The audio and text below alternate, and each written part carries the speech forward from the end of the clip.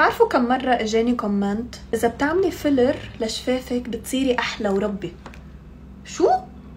بتصيري احلى؟ ليه من اي متى نحنا بطلنا نحب الجمال الطبيعي؟ يعني ليش دايما لازم يكون في شي بالوجه متصنع او شي مش حقيقي لتقولوا عنه احلى؟ اذا انا شايفه بحالي شي غلط اوكي حغيره، بس اذا انا هالقد مبسوطة بحالي وبحب حالي مثل ما انا، بتعرفوا انتوا بتعملوا لي الانسكيورتيز. يعني الشخص بطل بحب الجمال الطبيعي لانه صار متعود على الجمال الاصطناعي اللي كل ما يشوفه كل ما يتصفح كل ما هيدا بيشوف فيلر وبوتوكس وامور تانية، نسي الجمال الطبيعي قد ايه احلى. البنت مش عاملة بحالها شي لانها بتحب حالها مثل ما هي، برافو عليكي.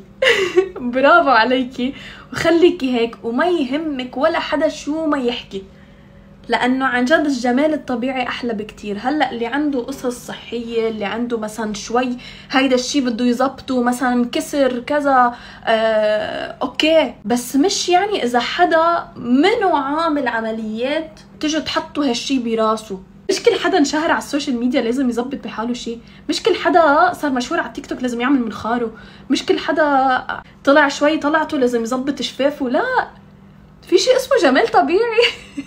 يعني الله اللي هو عمل كل هالحياة واللي عمل كل هالورود الحلوة وكل الشجر والطبيعة وكل شيء حيعملك انت بطريقة بشعة؟ الله خلقك بأحلى طريقة لإلك، يعني لدرجة لون الشعر لك، لون الشعر انت هيدا اللون اللي بيلبق لك. لو الله بده يعمل لك عيون زرق كان عملهم كان لبق لك اكتر، بس الله عارف ان انت لبق لك هيك اكتر. يعني عن جد انتو بس توثقوا بخلقة ربكم وبس توثقوا الله عملكم بأحسن وأحلى طريقة، ما بتتخيلوا قد ايه بصير عندكم سيلف كونفيدنس وقد ايه حتحسوا حالكم مرتاحين بجسمكم ومرتاحين بشكلكم. من 50-60 سنة كان في عمليات تجميل شي، كل بنت احلى من التانية كانت، ولا تعمل عملية ولا تضعف ولا شي، وكرشها طالع هيك وما حدا يحكي.